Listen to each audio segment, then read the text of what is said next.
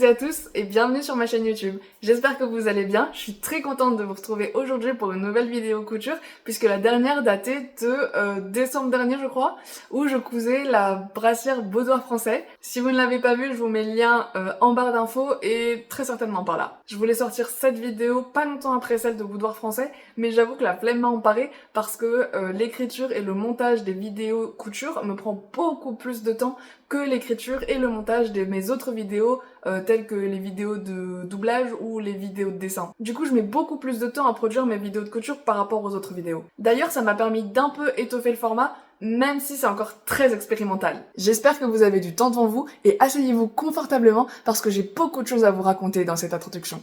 Avant de commencer, je tiens à préciser que les rushs de cette vidéo ont été tournés en mai 2024 et il se trouve que je n'avais pas du tout filmé d'introduction.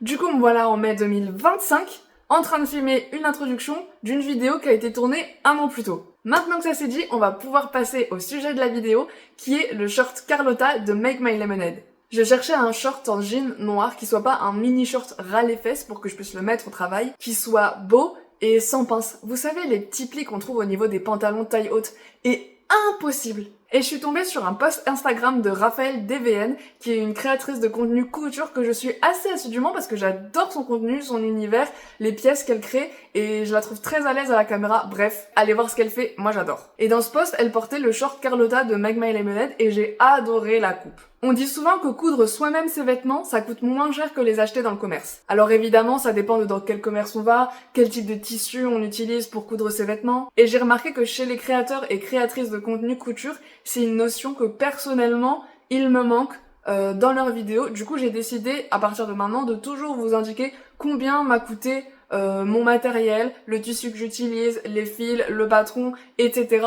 Comme ça, vous pourrez vous faire une idée. À savoir que je ne m'y connais pas du tout en qualité de tissu. Je suis incapable de reconnaître un tissu de mauvaise qualité puisque je suis encore débutante et que j'ai aucune formation ou quoi que ce soit dans le milieu. Comme je vous le disais tout à l'heure, les rushs de cette vidéo ont été tournés il y a un an. Et à ce moment-là, je savais pas encore que je voulais apporter une dimension économique dans mes vidéos couture. Du coup, j'ai pas du tout noté combien m'avaient coûté mes fournitures de couture. Donc je suis vraiment désolée, ça va être très approximatif sur les prix. Du coup, j'ai juste regardé combien ça coûtait sur les sites sur lesquels je les ai achetés. Donc c'est peut-être pas les prix de l'époque. Peut-être pas non plus les prix en magasin parce que j'ai remarqué que des fois sur les sites internet les prix étaient pas forcément les mêmes qu'on payait en magasin, je sais pas pourquoi, bref. Pour le tissu, j'ai utilisé un jean noir de chez Toto Tissu. Je pense qu'il est 100% coton parce que là vous voyez il ne s'étend pas, donc je pense qu'il n'y a pas du tout d'élastane dedans. Sur le site, il coûte environ 10 € le mètre et je pense que j'ai dû en prendre un mètre. J'ai aussi réutilisé un reste de voile de coton noir, donc ça pareil, j'ai encore moins noté le prix. Ce voile de coton noir, je l'utilise pour l'intérieur des poches du jean et il me semble que je l'ai aussi acheté chez Toto Tissu. La fermeture éclair aussi, je crois qu'elle vient de chez Toto Tissu. Et sur le site, c'était environ 4 €. Par contre, pour les boutons, j'ai eu des mésaventures. J'avais acheté un premier paquet de boutons, sauf que je pense qu'il y avait un défaut de fabrication parce que j'arrivais pas à les visser correctement. Donc je suis retournée en magasin, je leur ai dit ouais voilà, enfin je leur ai montré. Ils m'ont fait un prix sur un deuxième paquet. Donc j'ai dû dépenser 2 fois plus d'argent sur les boutons, sachant que le deuxième paquet que j'ai acheté, il a été d'une autre marque et du coup il coûtait un peu plus cher. On va mettre une moyenne de 4 € pour les deux boîtes, ce qui nous fait avec le patron, le jean, les boutons et la fermeture éclair environ 27-28 €. J'ai pas noté le prix des bobines de fil parce que j'utilise les gros cônes qui d'ailleurs je pense sont plutôt dédiés aux surjeteuses. Parce que je les utilise pour beaucoup de projets, donc de la même manière que les boutons s'amortissent si jamais je fais d'autres shorts, de la même manière que le prix de la machine à coudre s'amortit au fur et à mesure que je fais des projets couture. Je pense que c'est pas très nécessaire de noter, enfin en tout cas d'inclure le prix des bobines de fil dans mes projets, mais par contre, enfin si vous voulez que je le fasse, dites-le moi en commentaire, mais moi je pense pas que ça soit très nécessaire. Bien, cette introduction interminable est enfin terminée. Bravo à tous. Ah bah je vous avais prévenu hein. On va pouvoir passer à l'action.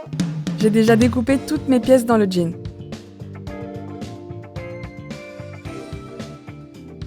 Je garde les pièces du devant du short et je mets les autres de côté. Je vais commencer par assembler les poches. Je suis sur la taille 38 pour le tour de taille et le reste en taille 34-36 parce que j'ai pas de hanche. L'oscillation entre différentes tailles car je n'ai ni sein, ni taille fine, ni hanche, c'est quelque chose que vous retrouverez très souvent dans mes vidéos couture. Je sais pas si c'est moi qui me suis trompée de taille au moment du décalquage ou si c'est un défaut de patron, mais le sac de poche n'est pas bien aligné avec l'entrée de la poche du short. Donc il va falloir que je rattrape ça au ciseau un peu plus tard.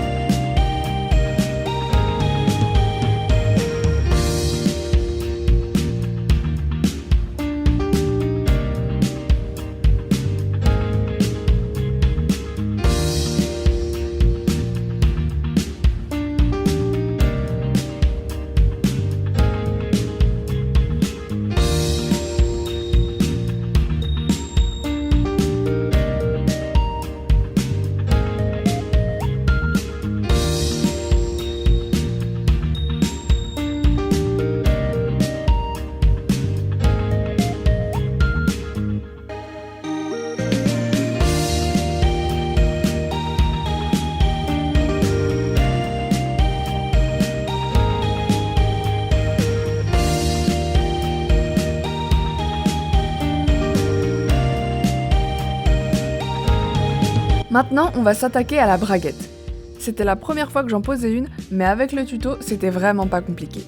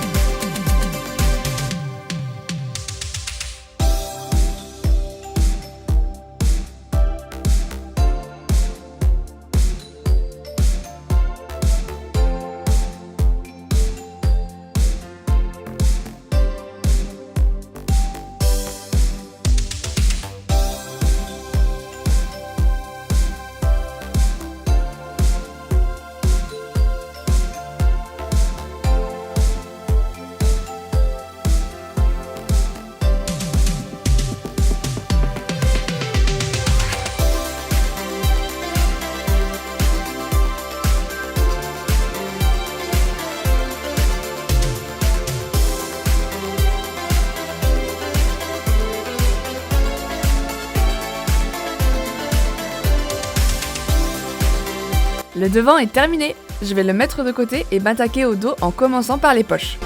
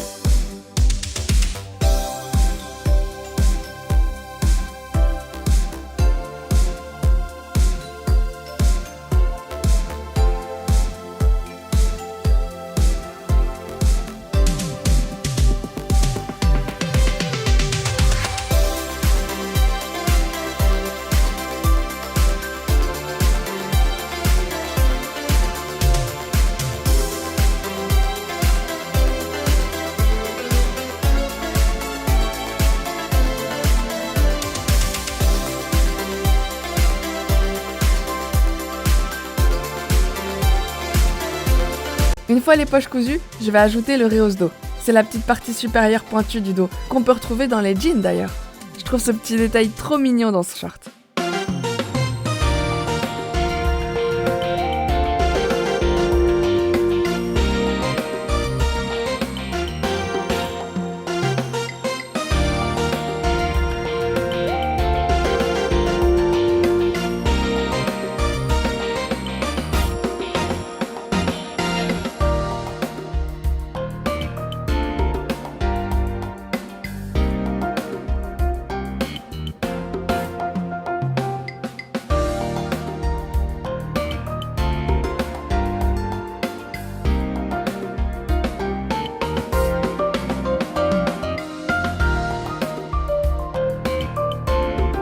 Maintenant que les deux parties du dos sont terminées, il n'y a plus qu'à les assembler.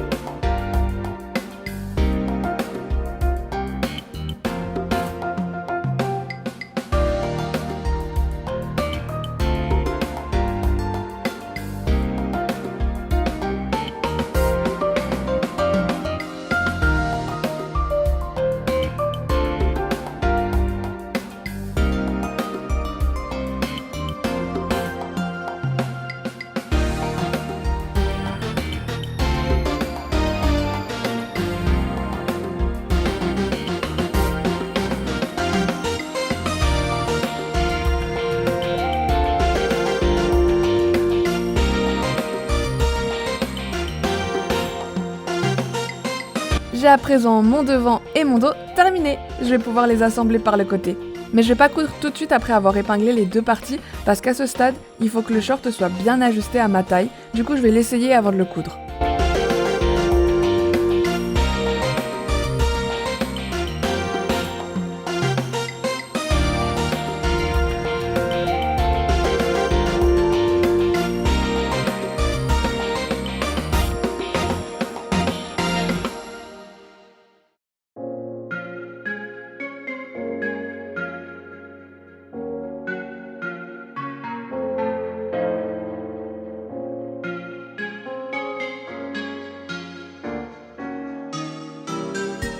Oula, je flotte quand même pas mal dedans, donc je vais augmenter la marge de couture pour le resserrer un peu et je coudrai l'entrejambe.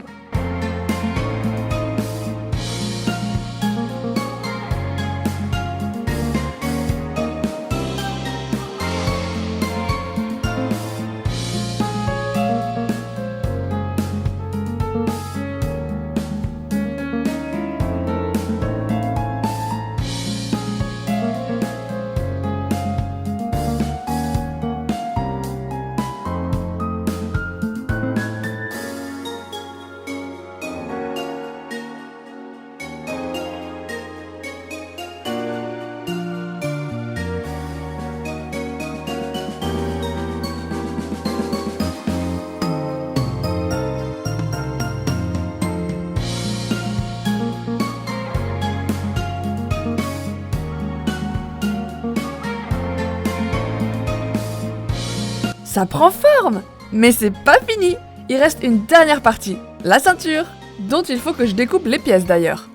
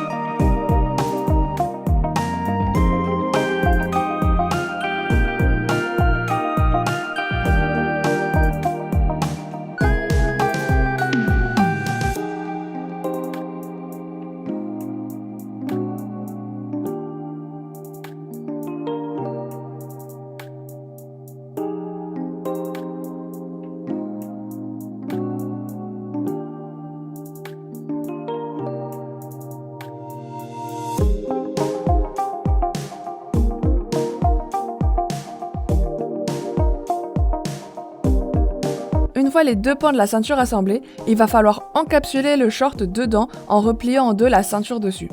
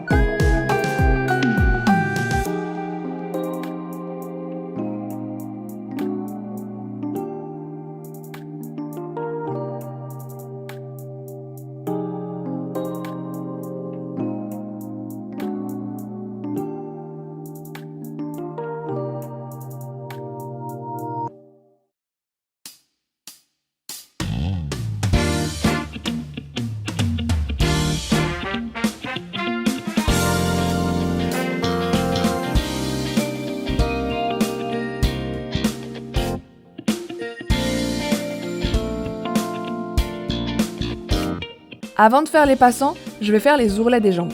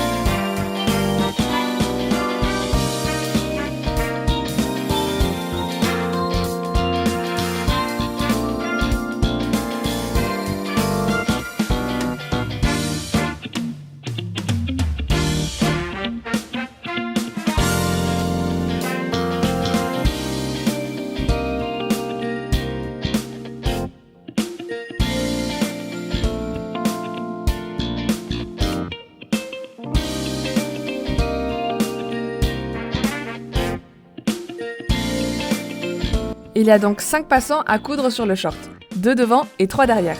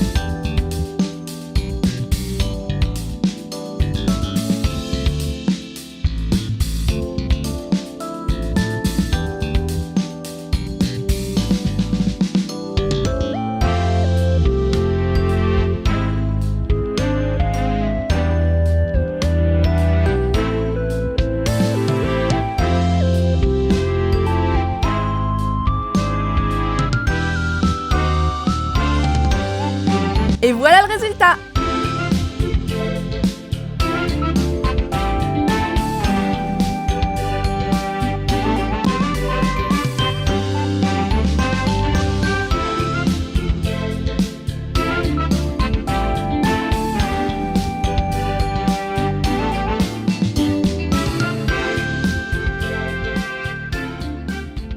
Je suis assez contente parce que le short il est vachement plus à ma taille que la dernière fois. En fait, j'avais déjà fait une version avant qui était à ma taille, sauf que j'avais fait l'erreur de débutante de pas laver le tissu avant de coudre le projet. Ce qui fait que quand j'ai passé le short à la machine, ben il a rétréci. Du coup, il faut que je le reprenne pour l'élargir et ça, je pense que ça fera l'objet d'une prochaine vidéo.